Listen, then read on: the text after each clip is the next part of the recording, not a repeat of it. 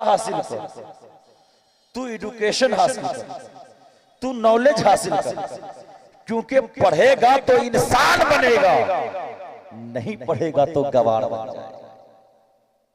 इल्म इंसान को ना, इल्म आदमी को, दो टांग के जानवर को इंसान बना देता है। और अगर शिक्षा ना हो तो फिर वो आदमी आदमी नहीं रहता, वो जानवर बन जाता है। तो इल्म की बहुत बड़ी अहमियत है। अब हजरत आदम को इल्म सबसे पहले, नबी को, आखिरी नबी को, मोहम्मद अरबी को सबसे पहला वही जो नाजिल हुआ वो भी इल्म के ताल्लुक से, इक़रा बिस्मि रब्बिकल लज़ी खलक़, खलक़ल इंसान मिन अलक़। ऐ हबीब पढ़, तो अल्लाह के नबी ने पढ़ना चालू कर दिया। और यही वो आयत है जो वही की सबसे पहली आयत है। फिर अल्लाह ने इरशाद फरमाया, ऐ नबी सिर्फ पढ़ ही मत, जब तक जिंदगी बाकी रहे ना, इल्म की ज्यादती की दुआ मांगता, रब्बी जिदनी इल्मा, इल्म की ज्यादती की दुआ मांगता। और सबसे ज्यादा अगर दुआ में मांगनी है ना, सब कुछ मांग, सबसे ज्यादा मांगनी है तो इल्म को मांग। क्यों? इसलिए कि इल्म इंसान को खूबसूरत बना देता है, इल्म इंसान को ब्यूटीफुल बना देता है, इल्म इंसान को इंसानियत का पाठ पढ़ाता है, इल्म इंसान को मोहब्बत सिखाता है, इल्म इंसान को नफरतों से दूर रखता है, इल्म इंसान को झूठ बोलना और मिथ्या कोठा सिखाना नहीं बताता, इल्म इंसान को सच बोलना सिखाता है, इल्म इंसान को वादा तोड़ना नहीं सिखाता, इल्म इंसान को वादा निभाना सिखाता है, इल्म इंसान को बाप की तजलील करना नहीं सिखाता, इल्म इंसान को बाप की इज्जत करना सिखाता है, इल्म इंसान को माँ के हुक्म को टाल मटोल करना नहीं सिखाता, इल्म इंसान को माँ के कदमों में गिरा देता है, इल्म इंसान को गलत रास्ता नहीं सिखाता, इल्म इंसान को हिदायत का रास्ता, इल्म इंसान को हिदायत का रास्ता बता देता है। बुझते पारছেন कि नहीं? আপনার কাছে फर्स्ट मर्तबा, पहली मर्तबा, किंतु जब आप शिक्षा देने की ठान ली है ना, तो शिक्षा पर सुनो। क्या है शिक्षा? कौन सा इल्म बेहतरीन है? कौन सा इल्म है जो इंसान को तरक्की देता है? सब बोलता है आमी हाई स्कूल टीचर, कुछ बोलता है कि आमी मिडिल स्कूल टीचर, कुछ बोलता है कि हम जो है नर्सरी के स्कूल का टीचर है, कुछ बोलता है कि हम प्राइवेट के स्कूल का टीचर है। और आप लोग भी अपने बच्चे को जैसे तैसे टीचर के पास दे देते हैं। पहले आपको समझना होगा कि टीचर कहते किसे, टीचर के अंदर क्या खूबी होनी चाहिए, टीचर के अंदर क्या सिफतें होनी चाहिए। सिर्फ स्कूल जाकर, जो सरकारी टीचर्स होते हैं ना, जानते हो उसका काम क्या है?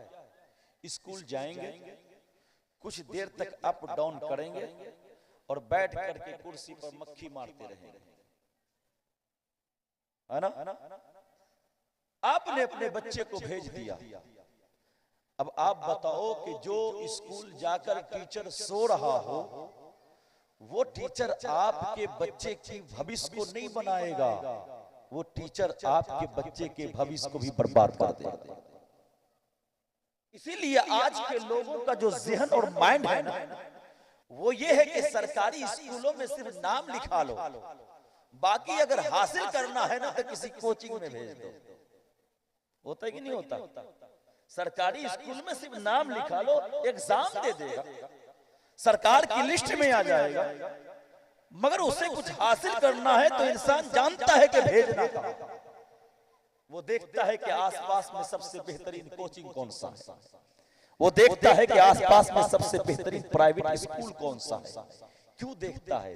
इसलिए कि वो भी जानता है कि टीचर अच्छा होगा तो मेरी औलाद की तरबियत भी अच्छी होगी, और अगर टीचर खराब होगा तो औलाद के अंदर इल्म नहीं होगी, औलाद भी फ्रॉड बनता हुआ नजर आएगा। तब जानते हो औलाद कैसी निकलेगी? रोड पर बैठ करके पबजी खेलता हुआ नजर आएगा, रोड पर बैठकर पबजी खेलता हुआ नजर आएगा, रोड पर बैठकर मोबाइल में गेम खेलता हुआ नजर आएगा। वो उसी मोबाइल में बैठ करके अपनी जिंदगी को वो बर्बाद करता हुआ नजर आएगा। थोड़ी सी बात आप सुनो मुसलमानों, उस्ताद कौन होता है? एक अंग्रेज ने कहा था, I am not a teacher, मैं सिर्फ एक टीचर नहीं हूं बल्कि आई एम एन वॉकर, मैं सिर्फ पढ़ाता नहीं हूं बल्कि मैं वो हूं जो जगाता भी। मैं सिर्फ पढ़ाता नहीं हूं, मैं जगाता हूं। इसलिए कि टीचर उसे नहीं कहते जो 4 घंटी और 4 सब्जेक्ट पढ़ा दे, आए 4 सब्जेक्ट पढ़ाए फिर चला जाए, टीचर उसे नहीं कहते। टीचर उसे कहते हैं कि जो बच्चा आए उसे इंसान बना। बात समझ में आ रही? टीचर किसे कहते हैं? कि जो स्टूडेंट्स हो हमारा सिर्फ पढ़ाना ही नहीं है, किताब भी पढ़ाना है और उसे इंसान भी बनाना है। वो इल्म नहीं है जो इल्म इंसान को झूठ बोलना सिखाए, वो इल्म नहीं है जो इंसान को जमीन हड़पना सिखाए, वो इल्म नहीं है जो इंसान को वादा खिलाफी करना सिखाए, वो इल्म नहीं है जो इंसान को गाली देना सिखाए, वो इल्म नहीं है जो इंसान को झगड़ा करना सिखाए, वो इल्म नहीं है जो माँ बाप की इज्जत करना ना सिखाए, वो इल्म नहीं है जो इंसान को नमाज पढ़ना न सिखाए, वो इल्म नहीं है जो इंसान को ज़कात देना न सिखाए, वो इल्म नहीं है जो इंसान को हज का तरीका न बता सके, वो इल्म नहीं है जो इंसान को दान देने का सलीका न बता सके। अरे हकीकत में इल्म तो उसे कहते हैं जब इंसान इल्म हासिल करे तो उसे पता हो मुझे नमाज भी पढ़नी पड़ेगी, हकीकत में वही आलिम होता है। उसे पता हो मुझे रोजे भी रखने पड़ेंगे, हकीकत में वही टीचर होता है। उसे पता हो मुझे माँ बाप की इज्जत करनी होगी, हकीकत में वही नॉलेजर होता है। उसे पता हो कि मुझे झूठ नहीं बोलना पड़ेगा, हकीकत में वही टीचर वही होता है। वरना आजकल तो मुफ्त का टीचर हमने बहुत देखा है। तो मुसलमानों, मैं उन प्राइवेट स्कूल के टीचरों से भी मैं अनुरोध करूंगा, मैं गुजारिश और रिक्वेस्ट करूंगा कि जिस तरीके से आप चाहते हो कि मेरे अपने बच्चों का भविष्य बने, उसी तरीके से चाहो कि जितने स्टूडेंट्स हमारे क्लास में बैठ करके पढ़ते हैं ये सब हमारे बच्चे हैं। जैसे हम अपने बच्चों के भविष्य के बनाने के लिए हम कोशिश और कोशिश करते रहते हैं, जो बच्चा मेरे पास पढ़ेगा हम सिर्फ किताब नहीं पढ़ाएंगे उसे इंसान, सिर्फ किताब नहीं पढ़ाएंगे उसे इंसान बना देंगे। तो इल्म के ताल्लुक से मुसलमानों, मैं हर माँ और बाप को भी कहता हूँ कि सबसे पहला ये जो हक है ना अपने बच्चों को संवारने का, वो सबसे पहला हक उसके माँ और उसके बाप का है। अब आपको एक एग्जांपल दे दूं, आप खुद बोलिए कि अगर बाप नमाज पढ़ने के लिए नहीं जाएगा मस्जिद, आप सोचिए तो क्या बेटा उसका जाएगा? नहीं जाएगा। अगर माँ खुद घर में नमाज नहीं पढ़ेगी तो आप खुद समझिए कि उसकी बेटी नमाज पढ़ेगी। अगर बाप अपने बच्चे के सामने में गालियां बकेगा तो आप क्या समझ रहे हो कि मेरे बेटे मेरे सामने में मुझे दुआएं देंगे? अगर आप दूसरों की जमीन को हड़प रहे हो तो आपको क्या लगता है कि आपके बच्चे अच्छे बनेंगे?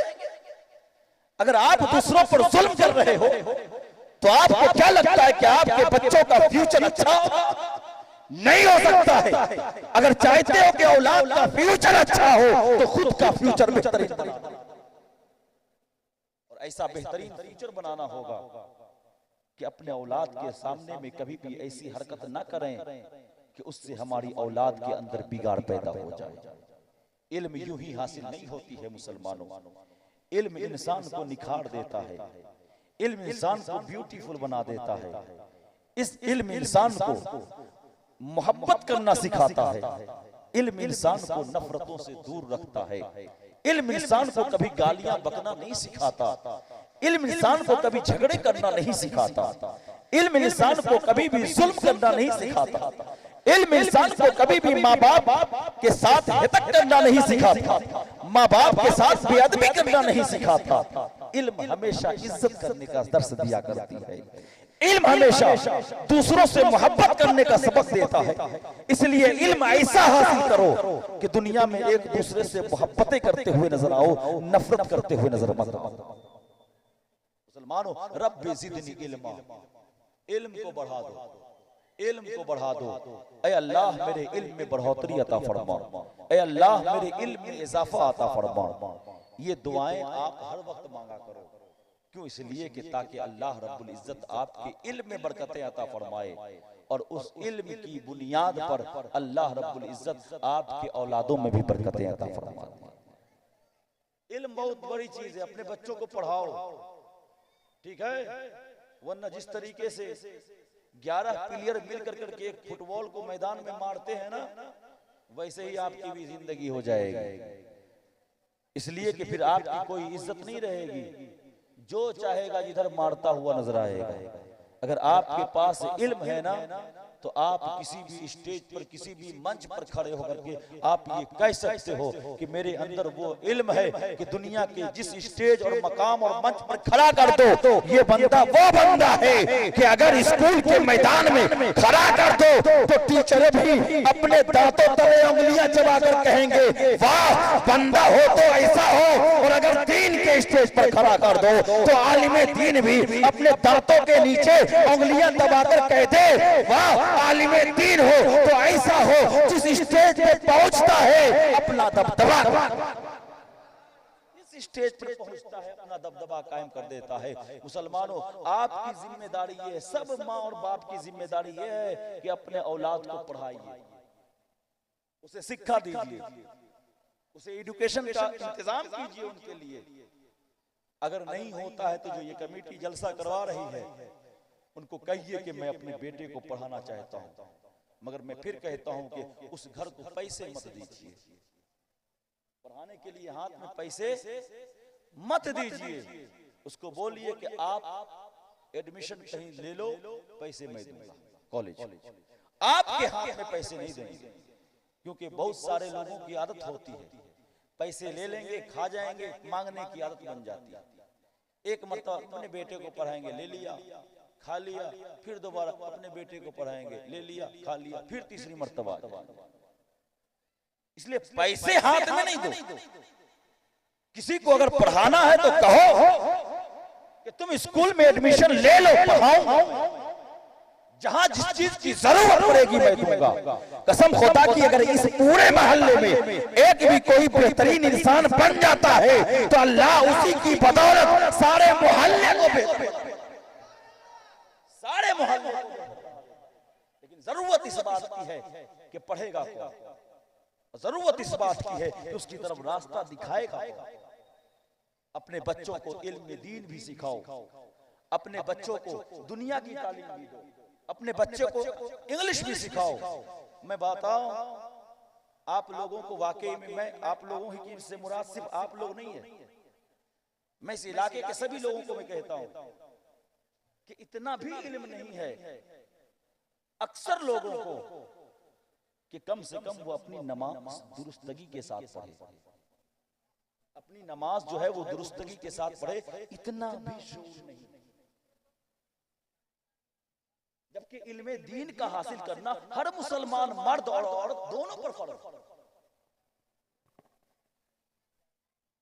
मर्द हो या औरत, इल्मे दीन का सीखना फर्ज है। कम से कम इतना भी तो सीखो कि हम अपनी नमाज खुद से पढ़ सकें। जो मैं कह रहा हूं अगर सही ना हो तो आप बताना।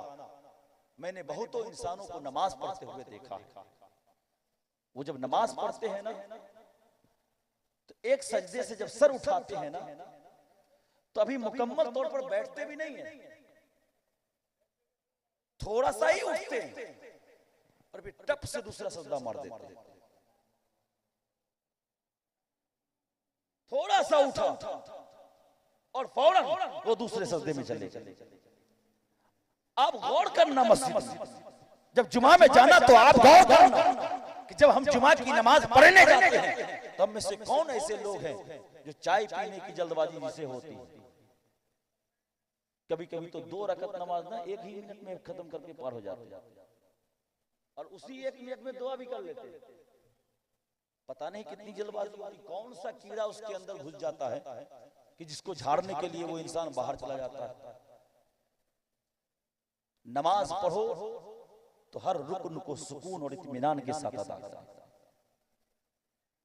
आप देखेंगे रुकू से ना, रुकू से पूरा नहीं उठेगा, ओल को उठेगा, सीधे गिर जाएगा। ये क्यों हो रहा है? इसलिए कि आपने सीखा से नहीं, मसाइल को नहीं समझा। और जब बात आए नारे तकबीर नारे रिसालत करने की तो बच्चा जाने। उसी में कोई मौलवी साहब कह दे सुभान अल्लाह कहो जन्नत मिल जाए, सब सुभान अल्लाह कहने लगेगा।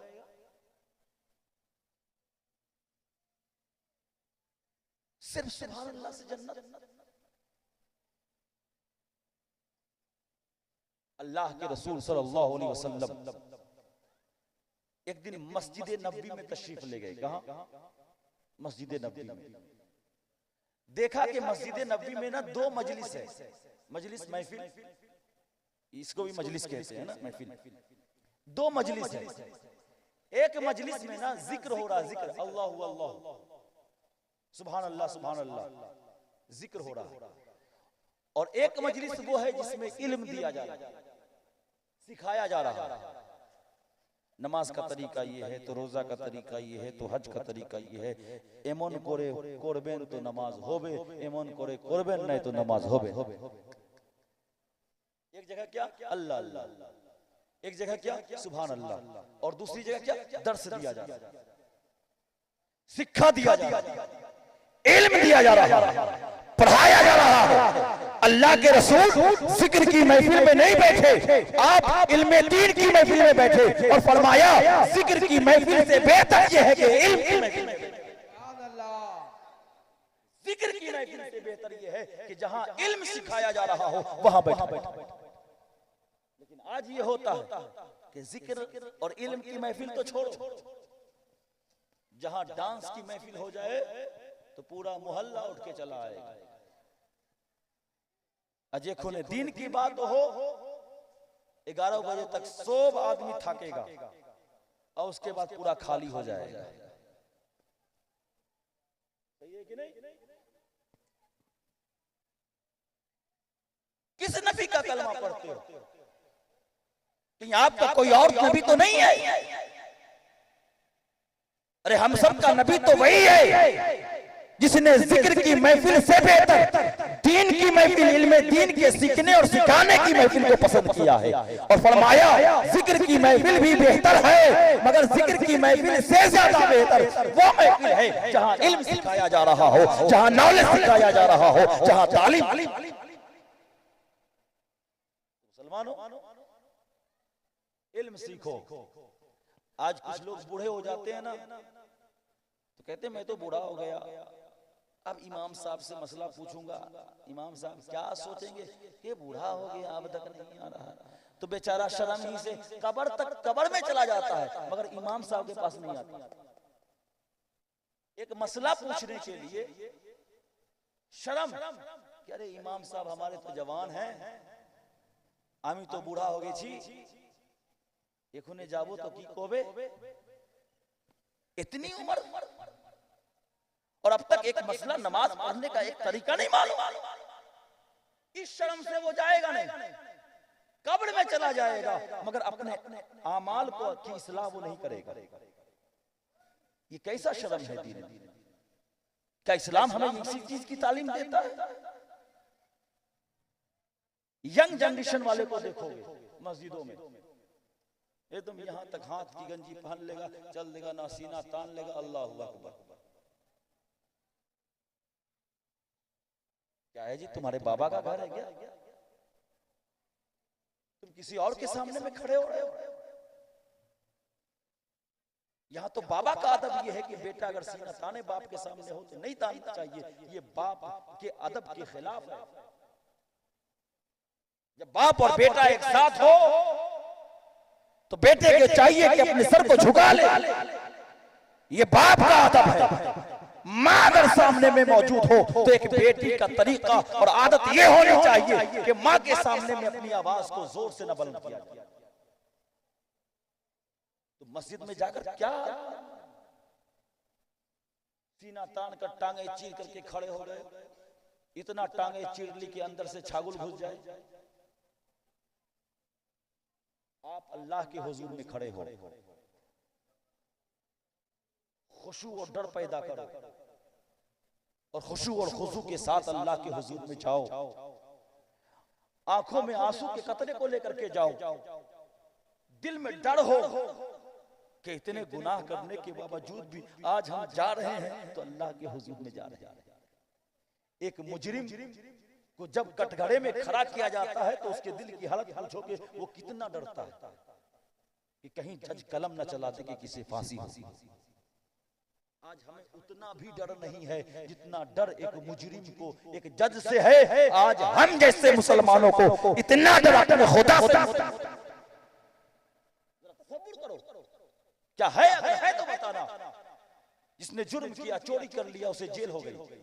जेल हो जाने के बाद आज कोर्ट में पेशी है, आज जज फैसला सुनाने वाला है। उसके दिल से पूछो कि कितनी मर्तबा धड़कता होगा। पता नहीं आज हमारे बारे में जज क्या सुनाएगा, पता नहीं आज हमारा क्या फैसला होगा। कहीं ऐसा तो नहीं कि मुझे 20 साल की सजा हो जाएगी। कितना दिल धड़कता है मुसलमानों। कम से कम उतना ही दिल अगर धड़क जाए खुदा के हुजूर में ना, तो कसम खुदा की अल्लाह तुम्हारी दुनिया भी बदल दे और आखिरत भी बदल दे। सुभान अल्लाह। सिर्फ उतना सा ही अगर आपके दिल में खुदा का खौफ बैठ जाए तो मैं ये दावे के साथ कह करके जाता हूँ, सिर्फ वही खौफ तुम्हारा दुनिया भी बदल देगा। सुभान अल्लाह। बेशक आज हमें उतना सा भी क्या हम बंदे हैं किस रसूल के चाहने वाले, जिस रसूल ने हमें इतना चाहा, इतना चाहा, इतना चाहा कि हुजूर की जब तशरीफ औरी हुई ना तो आपने किसी और को याद नहीं किया, हम ही जैसे गुनहगार उम्मती को याद किया। उस हुजूर को इस उम्मती से कितना प्यार। मगर आज आप सोचो कि आपको उम्मती होकर के आपको हुजूर से कितना प्यार।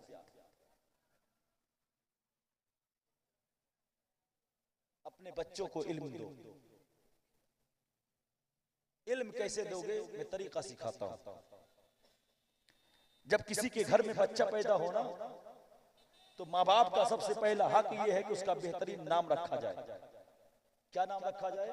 बेहतरीन नाम, इस्लामी नाम।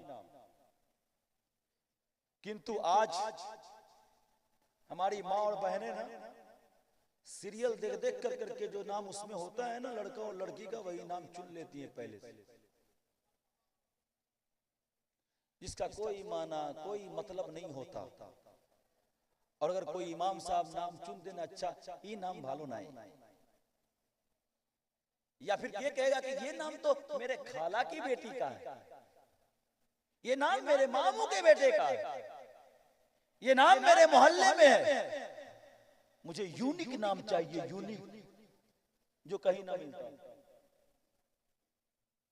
अबे यूनिक कहां, तेरे बाबा के घर से लाके देंगे। हुक्म यह है कि इस्लामी नाम रखो। अब सुनो, मोहम्मद अरबी के घराने को आप जब देखोगे ना तो अगर दादा का नाम मोहम्मद है तो पोते का भी नाम मोहम्मद है। अगर दादा का नाम अहमद है तो पोते का भी नाम अहमद है। आप जरा देखोगे तो आपको पता चलेगा। बस वो ये देखते कि नाम किस नाम में सबसे ज्यादा बरकत है। मैं आपको कहा, अगर आपको बेटा हो ना बेटा, तो कम से कम एक बेटे का नाम ही मोहम्मद रख दो। कम से कम एक बेटे का नाम ही मोहम्मद रख दो। चाहे हर घर में एक मोहम्मद हो जाए तो चलेगा।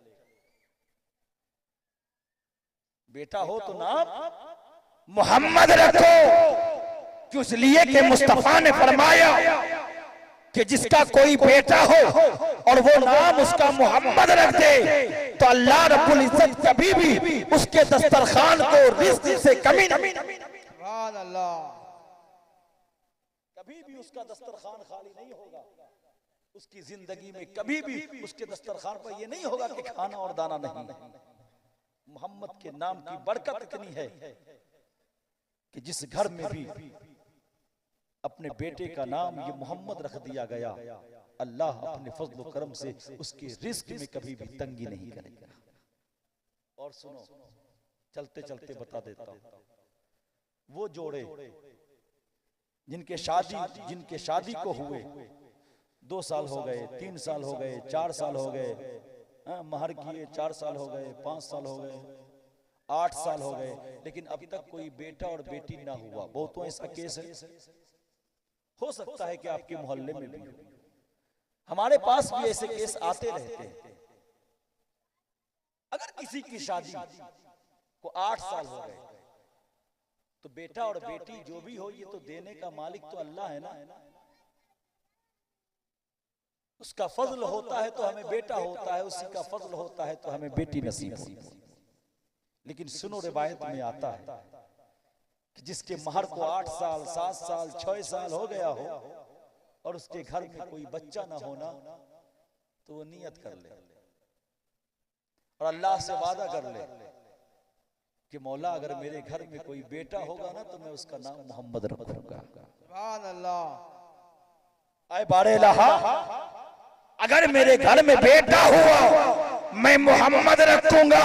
कसम खुदा की नीयत होगी तो अल्लाह उसे बेटा अता फरमाएगा। सुभान अल्लाह। अल्लाह उसे बेटा अता फरमाएगा। ये नाम है मोहम्मद की तासीर है मुसलमानों। आज हम ये सोचते हैं कि हमारी बस्ती में ये नाम है इसलिए हम नहीं रखेंगे। आज हम ये सोचते हैं कि हमारे फूफी के बेटे का नाम है, खाला के बेटे का नाम है, तो चचा और काका के बेटे का नाम है, तो बेहयाई के बेटे का नाम है। बेहयाई जानते हो? बेहाई, बेहाई, इसलिए हम नहीं रखेंगे। नहीं, नाम अच्छा होना चाहिए। इस मामले में सबसे ज्यादा गड़बड़ाती है ना तो वो औरतें गड़बड़ाती है, नाम नहीं रखती बेहतरी, जैसा तैसा पहले से सोचे रखती हैं। और अगर नाम अच्छा ना हुआ ना तो बाप भी गुनहगार है, उसकी माँ भी गुनहगार है। इसलिए नाम अच्छा रखो। और दूसरी चीज, नाम अच्छे रखने के बाद उसे इल्म दो, उसकी तरबियत करो। आज हमारी माँ और बहन जानते क्या करती है? जब बच्चा रो रहा होता है ना तो उसे चुप कराती है, और चुप कराने में जानते क्या कहती है? बेटा सो जा नहीं तो कुत्ता आ जाएगा, है ना? बेटा सो जा नहीं तो गीदड़ आ जाएगा, सियाल आ जाएगा, शेर आ जाएगा। और बेचारा शेर के डर से वो माँ के गोद में सो जाता है। अब जब वो जवान होता है ना तो एक चूहे को भी देखता है तो वो डर से भागने लगता है, बिल्ली को भी देखता है तो उससे उसको डर लगने लगता है। क्यों? जानते हो कि बचपन में जो कान एक मर्तबा जिस चीज को सुन लेती है ना तो बच्चे की कान से होता हुआ जो दिल तक बात पहुंचती है ना वो दिल में असर कर जाता है। इसीलिए कहा गया कि अपने बच्चे को अगर हाफिज़े कुरान बनाओ ना तो 5 से 6 साल के अंदर में उसे शुरू कर दो, वो बच्चा सबसे जल्दी वो हाफिज़े कुरान बन जाएगा। इसलिए कि बचपन में जो बात पढ़ी जाती है वो ज़हन में भी नक्श हो जाती है और दिल पे भी नक्श हो जाती है। तो आपने माँ क्या कहती है? बेटा सो जा, सियाल आ जाएगा, बेटा सो जा, शेर आ जाएगा। अब थोड़ा सा 10 साल का हुआ तो मुर्गी को देखा, छागुल को देखा तो वो डर करके भागने लगा। लेकिन पहले की माएँ ऐसी नहीं थी। पहले की माएँ जब बच्चे रोते थे ना तो सुल्तान सलाहुद्दीन अय्यूबी के किस्से सुनाया करते थे। जब पहले के बच्चे जब माँ के गोद में रोया करते थे तो मुजाहिदीन इस्लाम के किस्से सुना सुना करके उसे चुप कराती थी और बेटा माँ के पेट ही से दीन इस्लाम का सच्चा और पक्का मुजाहिद सुभान अल्लाह। माँ के और माँ की गोद से वो जब परवान चढ़ता था तो उसकी जो सिफतें होती थी तो वो मुजाहिदों की तरह हुआ। वो फिर शेर से नहीं डरता था, वो फिर गीदड़ों से नहीं डरता था, वो पहाड़ों से भी टकराने के लिए तैयार हो जाया। क्यों? इसलिए कि उसके दिल में माँ ईमान की दौलत कूट कूट करके भर। और आज हमारी माओ का हालत यह है कि सामने में टीवी है 36 इंच का और खुद सोफे पे टेक लगा करके बैठी हुई है और बगल में उसका बेटा भी है और उसकी बेटी भी है और सब मिलकर करके वो देख रही है। तो बताइए ऐसे माहौल में हमारे बच्चों पर क्या असर पड़ेगा? अगर माँ फिल्मबाज होगी तो बेटी भी फिल्मबाज होगी। अगर बेटा फिल्म देखने का आदी है तो समझ जाना कि इसका बाप भी इसका आदी होगा। इसलिए कि आप जानो कि फल वही अच्छा होता है जिसका जड़ अच्छा होता है और फल वो खराब होता है जिसका जड़ खराब होता है। इसलिए अगर चाहते हो कि मेरी औलाद बेहतरीन हो तो खुद को संभालो, खुद को सुधारो। अगर आप अपने नेचर को सुधार लिए तो कसम खुदा की आपकी सब औलादें मोहम्मद रसूलुल्लाह के गुलाम। सुभान अल्लाह। बेशक पहले खुद को संभालो ना, पहले अपने आप को संभालो। अगर आप नहीं संभलोगे तो ये आप यकीन मत करो कि मेरी औलादें संभल जाएंगी। मुसलमानों अपने बच्चों को इल्म दीन सिखाओ, इल्म दीन कुरान सिखाओ और कुरान इतना सिखाओ कि कम से कम वो बेहतरीन अंदाज में वो पढ़ सके और जब जरूरत पड़े तो इमाम के मुसल्ले पे खड़ा होकर के वो नमाज पढ़ा। सिर्फ इतना नहीं कि जैसे यालमन तालमन करता चला गया हो गया। वरना तो मैं तो कहता हूं कि आज अच्छे अच्छे कुरान पढ़ने वाले जो बड़े बड़े मस्जिदों में इमाम हैं, आज अगर उनसे भी आप कुरान सुनो ना तो बहुतों आपको ऐसे मिलेंगे जिनकी कुरान की इस्लाह नहीं, जो कुरान बेहतरीन तलफ्फुज के साथ नहीं पढ़, हुस्न क़िरात नहीं है, तजवीद नहीं है। कभी कभी तो ऐसा पढ़ते हैं तो यकीन हो जाता है इसके पीछे लोग नमाज कैसे पढ़ते। आज हमारे इमामों का हाल ये है मुसलमानों, तो अवाम की हालत क्या होगी? इसलिए अगर आप चाहते हो कि कल हश्र के मैदान में अल्लाह हमें किसी बहाने से बख्श देना तो मुसलमानों दुनिया का हर इल्म हासिल करो, लेकिन उससे पहले सबसे पहले अगर इल्म हासिल करना हो तो कुरान पाक का इल्म हासिल करो, क्योंकि कुरान पाक वो इल्म है जो इंसान को संवार देती है। हदीस पाक का वो दर्स है जो इंसान की जिंदगी बना देती है। आज हम सिर्फ पैसे कमाने के चक्कर में पड़े हुए, सिर्फ पैसा पैसा पैसा पैसा और कुछ नहीं। पैसा कुछ नहीं है मुसलमानों, पैसा इंसान को डुबा देती है और पैसा से इंसान जन्नत नहीं खरीद सकता है। पैसा की कोई हैसियत नहीं है। आप पैसे के पीछे कम भागो, अल्लाह के हुक्म की तरफ ज्यादा भागो, तो इंशाअल्लाह एक दिन आएगा जब अल्लाह की बारगाह में आप पसंद हो जाओगे ना तो फिर आप पैसे के पीछे नहीं जाओगे, पैसा आपके पीछे आता हुआ नजर आएगा। सुभान अल्लाह। आप पैसे के पीछे नहीं जाओगे, पैसा आपके पीछे नजर आता हुआ नजर आएगा। वक़ुर रब्बि ज़िदनी इल्मा, ऐ महबूब आप फरमा दीजिए कि ऐ मेरे रब मेरे इल्म में इजाफा कर दे। तो अपने बच्चे को तालीम दीजिए, है ना, और तरबियत दीजिए, और ऐसी तरबियत दीजिए, ऐसी तरबियत दीजिए कि कल हो कर करके वो आपको घर से नहीं निकाल बल्कि वो आपको अपने साथ अपने पहलू में अपने आंखों के सामने में रखे। ये कब होगा? जब हर बेटे के दिल में अपने माँ बाप की अजमत बसेगी। और हर बेटे के दिल में माँ बाप की अजमत कब बसेगी? जब वो कुरान की तालीम लेगा और मुस्तफा की शरीयत का आलिम। सुभान अल्लाह। बेशक तो आज देखते हैं ना, बूढ़ा लोग कहता है क्या मेरा बेटा मेरी बात नहीं मानता, मेरा बेटा मेरी बात। मेरे पास अगर कोई बूढ़ा ऐसी बात लेकर के आता है ना कि मेरा बेटा मेरी बात नहीं मानता, मेरे जहन में एक बात आती है, ओ तुम भी अपने बाप की बात को नहीं मानते हो। सीधा यही जहन में आता या तुम भी जरूर होगे ऐसे। इसलिए कि अल्लाह रब्बुल इज्जत के हुजूर में देर है, अंधेर नहीं।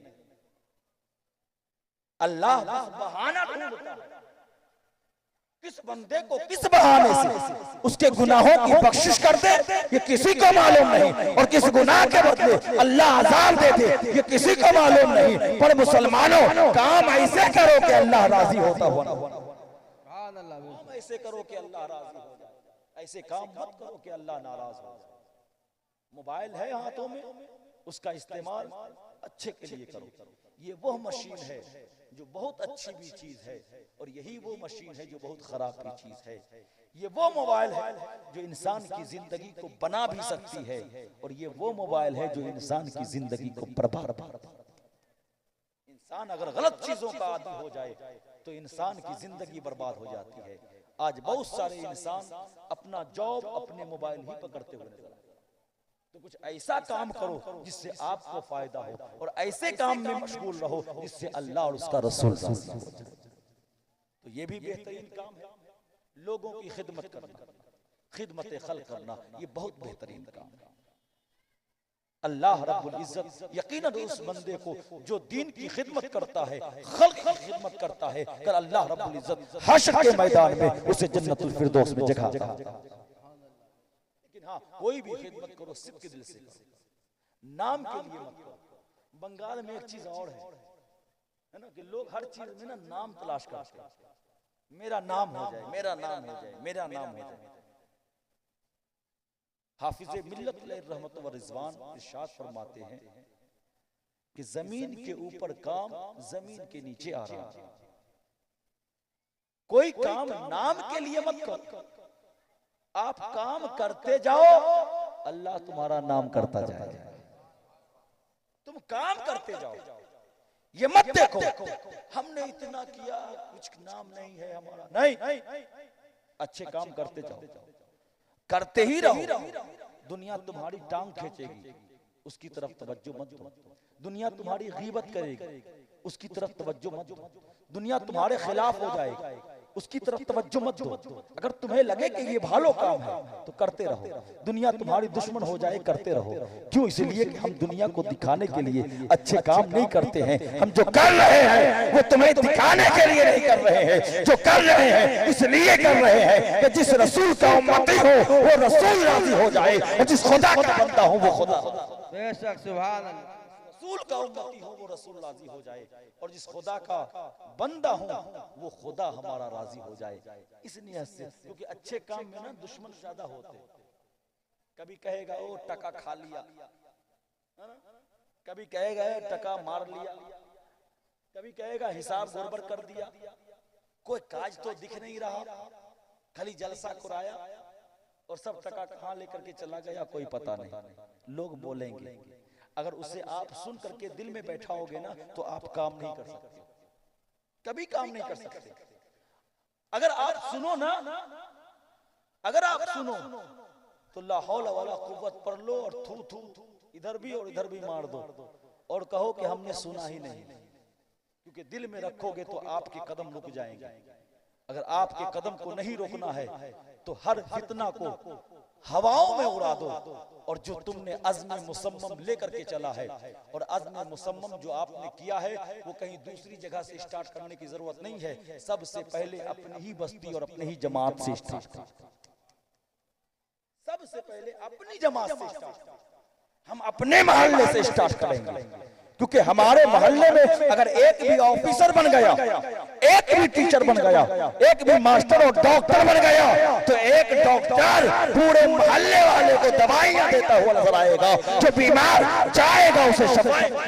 बेशक सुभान अल्लाह। एक डॉक्टर। आज हमारा क्या जानते हो, हर जगह यही माहौल है, हर जगह माहौल है यही। वो क्या कि अगर ये ज्यादा पढ़ लेगा ना, ये ज्यादा पढ़ लेगा तो मेरी इज्जत कम हो जाएगी। मास्टर ये चाहता है अगर एक मोहल्ले में एक मास्टर हो जाए ना, सरकारी टीचर, वो सोचता है कि इस मोहल्ले में मैं ही अकेला रहूं, दूसरा कोई नहीं बने, वरना तो मेरी इज्जत जो है खत्म हो जाए। अगर प्रोफेसर हो जाए ना वो सोचता है कि मुझसे आगे कोई नहीं पढ़े, और डॉक्टर बन जाए ना वो सोचता है कि मुझसे आगे कोई ना बढ़े। मगर बहुत कम ही लोग ऐसे होते हैं ना जो ये सोचते हैं कि हम भी डॉक्टर अगर बन गए हैं ना तो हमारी वजह से और भी लोग डॉक्टर बनते हैं। बहुत कम लोग ऐसे। तो दूसरों की खिदमत करना ये सबके बस की बात नहीं है, ये वही करते हैं जिस पर अल्लाह का खास फजल होगा, अल्लाह का खास करम होता है। क्योंकि दूसरों की खिदमत करना ये आम इंसानों के बस की बात नहीं है, ये फकत वही करता है जो सच्चा आशिक के रसूल होगा और सच्चा अल्लाह का बंदा और अल्लाह के हुक्म पर अमल करने वाले। तो आप काम करते था, रोकना नहीं। लोग कहेंगे, लोग बुरा कहेंगे, है ना, आपको कहते ही रहेंगे, मगर यहां से सुनना है, इधर से निकालना। आपको लगे कि ये काम अच्छा है, भालो है, हम करेंगे। अगर आपको लगे कि नहीं ये शरीयत मुस्तफा के खिलाफ है, अगर आपको पता चल जाए आप रुक जाओ, हम नहीं करेंगे क्योंकि ये वो काम है जिससे मेरा नबी नाराज है। तो खिदमत करेंगे तो अपने बच्चों को पढ़ाएं। मैं तो कहता हूं खास करके कम से कम 1 घंटा ही सही, कम से कम निकालें, उसे कुरान की तालीम दें, ताकि आपको बुढ़ापे में ना वही कुरान की तालीम का असर ये होगा कि आप बुढ़ापे में किसी मौली साहब इमाम साहब पर शिकायत करने नहीं जाओगे कि मेरा बेटा नहीं मानता मेरी बात। उसी कुरान का असर होगा कि आपके बेटे के सीने में आपकी मोहब्बत को पेवस्त करती हुई नजर आएगी। कुरान की तालीम हासिल करो, हदीस पाक की तालीम हासिल करो। कम से कम हम तो, मैं तो ये चाहता हूं ना, जलसा करते हो ना, जलसे के साथ साथ ना कुछ इस्लामी मालूमात के हिसाब से कुछ ऐसे काम, तो इंसान बनो। मैं कहता हूँ सिर्फ पढ़ाने वाला को टीचर में नहीं मानता, इंसान के खून के मैजिक को समझो कि इंसान का खून चाहता क्या है। एक एग्जांपल में देता हूं, एक एग्जांपल। जो कमेटी है ना वो एक ऐलाननामा लिख दे, ऐलान कर दे 15 साल या 12 साल, 15 साल से कम का बच्चा, लड़का 15 साल से कम उम्र हो, जो भी 1 महीने तक फजर का नमाज जमात से पढ़ेगा ना, उसको कर दो कि मैं उसे 1 साइकिल इनाम दूंगा। सुभान अल्लाह। सिर्फ पढ़ाना ही नहीं है, आप रंग देखोगे इसका, या आप लिख करके टांगोगे। 15 साल से कम उम्र का बच्चा जो फज्र की नमाज अपने मोहल्ले की मस्जिद में इमाम के पीछे बजमात पढ़ेगा, उसे 1 महीना जब लगातार पढ़ेगा तो हम हमारी तरफ से उसे 1 साइकिल देंगे। आप तो कहोगे अरे मैं तो कमेटी में मैं ही नहीं पढ़ता हूं तो वो क्या पढ़ेगा। तो इनकलाब ऐसे नहीं आता, इनकलाब लाने के लिए पहले खुद को सुधारना होता है, पहले खुद को मजबूत करना होता है, पहले खुद को पत्थरों की तरफ तराशना पड़ता है। जब आप खुद तरस जाओगे ना तो अपने मुआशरे के सारे इंसानों को तराशते हुए उसके अंदर इंसानियत पैदा होगी। सुभान अल्लाह। तो ये चीज आप करो, इससे क्या होता, एक माहौल पैदा होता है, इल्मी माहौल, दीनी माहौल पैदा होता है। इसके अलावा और भी बहुत सारे तरीके, तो ये सब चीजें आप कर सकते हैं। मगर और क्या बोला, बस सिर्फ इतना कह करके जाता हूं कि आज जो रात है ना वो पीराने पीर दस्तगीर गौसुल आजम की रात है। मैंने कहा था ना कि इल्म जो है वो बेहतरीन इल्म है जो इंसान को कभी मिठा कुथा बोलने के लिए मजबूर नहीं करता है। इल्म हकीकत में वही इल्म है जो इंसान को हमेशा सच बोलना सिखाता है। हुजूर गौसे पाक रहमत, बस एक वाकया सुन लो उसके बाद खत्म करो। हुजूर गौसे पाक, आप जंगल में गए घूमने के लिए, जंगल फॉरेस्ट, आप गए घूमने के लिए, आप एक बैल के सामने से गुजरे, बैल जानते ना, बैल, उसके सामने से गुजरे तो बैल है ना हुजूर गौसे पाक की तरफ मुखातब होकर के कहने लगा कि तुम इसके लिए पैदा नहीं किए गए, तुम इसके लिए यानी घूम रहे हो, टहल रहे हो, जंगलों में जो है तुम जा रहे हो, तुम इसके लिए तो पैदा नहीं किए गए।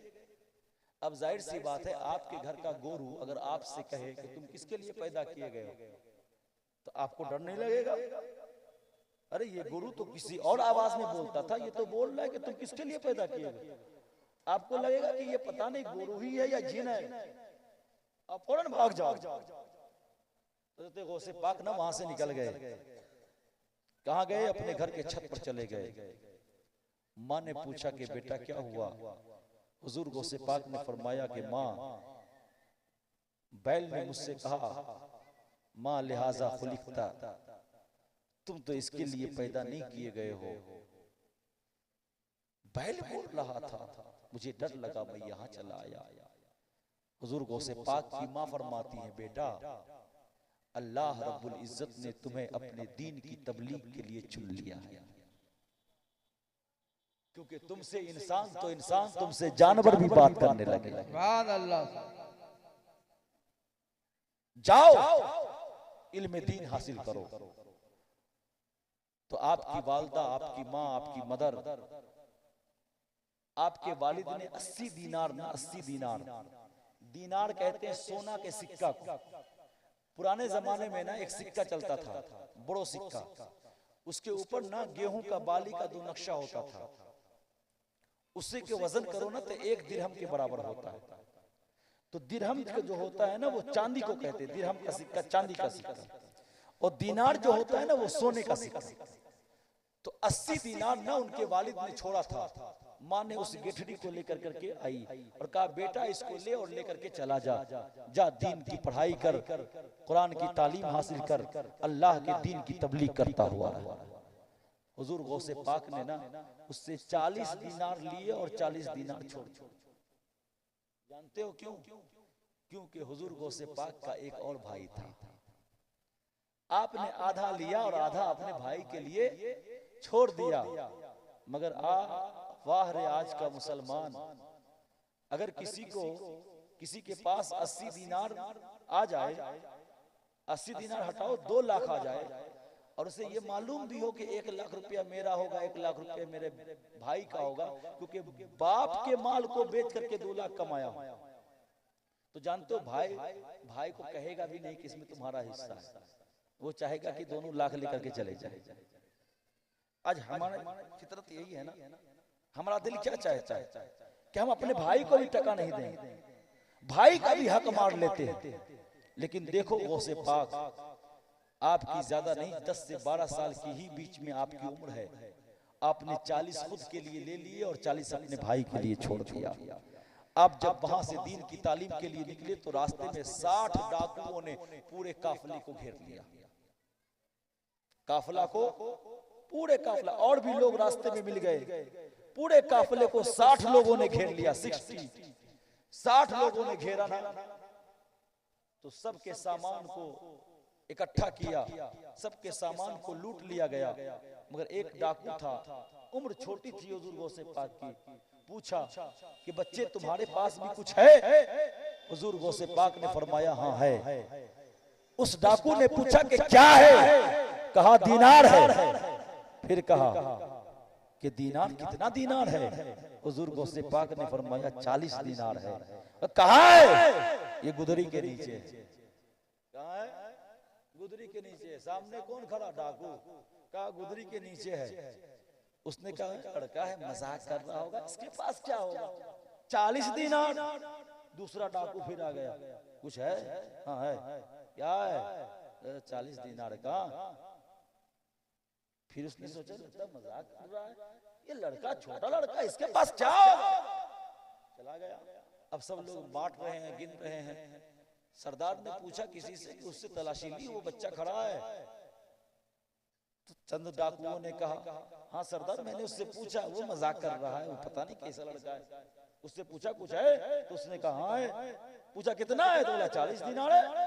तो पूछ रहा हूँ ये कहाँ है? तो बोला गुदरी में। इतना भी कोई बताएगा? सरदार ने कहा नहीं, उसकी तलाशी लो। हुजूर गौसे पाक आए, जब आए ना तलाशी ली गई। इत्तेफाक की बात यह कि जैसे जैसे जितना बताया था वैसे वैसे वही उतना ही मिल गया।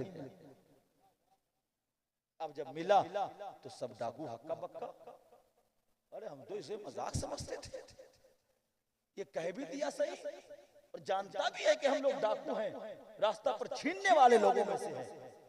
पूछा डाकुओं ने, ए अब्दुल कादिर आखिर तूने सच क्यों बोला? तो हुजूर अब्दुल कादिर ने फरमाया कि इसलिए कि मैं जब घर से निकला था ना तो मैंने अपनी माँ से वादा ले लिया था और माँ ने मुझे समझा कर बुझा कर वहां से भेजा था कि बेटा जिंदगी में कुछ भी हो जाए कभी भी झूठ मत बोलना, जब भी बोलना हमेशा सच बोलता हुआ नजर आना।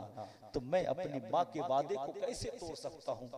डाकू का दिल लरजने लगा, उसके आंखों से आंसू के कतरे टपकने लगे कि जो इतना छोटा सा बच्चा अपने माँ के वादे को नहीं भूल सकता, माँ के वादे के खिलाफ नहीं कर सकता, वे छोटा सा बच्चा अपने खुदा के कहे हुए हुक्म को कैसे टाल सकता है?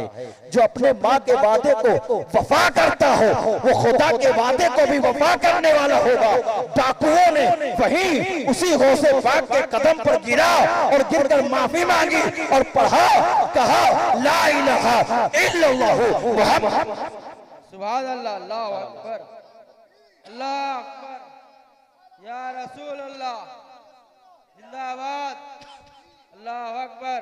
तो बताइए हमारे बुजुर्गों ने हमें क्या बताया है कि जिंदगी में कुछ भी मुसीबत आ जाए मिठा कोथा मत बोलो, जब भी बोलो हमेशा सच बोलो, हमेशा हक बोलो, क्योंकि हक और सच में इतनी बरकतें हैं कि अगर 100 रुपया हक बोलने पर चला भी जाए तो अल्लाह 100 का बदला 1000 अता फरमाता है। बेशक, सुभान अल्लाह। हक के साथ रहो मुसलमानों, हक बोलो, हक खाओ, हक के साथ चलो, हक पर अमल करो और ये दुआ करते रहो कि मौला हमें भी और आपको भी हक रास्ते पर चलने की तौफीक और रफीक अता फरमाए। अस्तगफिरुल्लाह रब्बी मिन कुल्लि ज़म्बिन व अतूबु इलैहि व मा अलैना इल्लल बलाग व आखिरु दअवाना अल्हम्दुलिल्लाहि रब्बिल आलमीन। अस्सलामु अलैकुम व रहमतुल्लाहि व बरकातुहू। आइए सलात